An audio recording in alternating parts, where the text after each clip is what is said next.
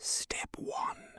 Click on File / Save As / Browse / File Type Excel Macro Enabled Workbook XLSM / Save As.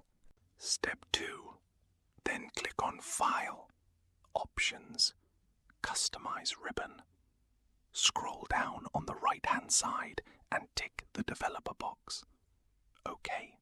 Step 3. Then click on the Developer tab and then Macro Security, and then tick the bottom box of Enable VBA codes. Not recommended. Potentially dangerous code can run. Step 4. Then save down the file.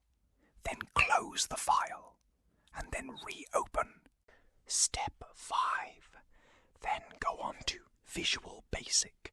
And then Insert / Module. Then paste in the code which is in the description. Step 1.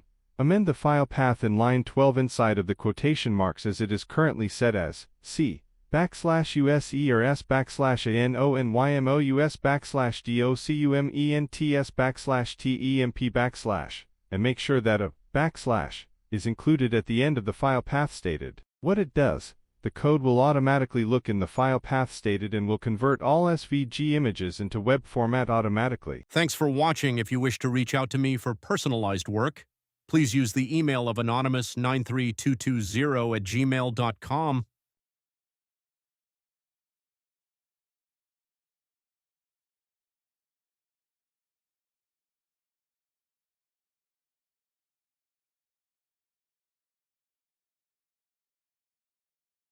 Thanks for watching. If you wish to reach out to me for personalized work, please use the email of anonymous93220@gmail.com.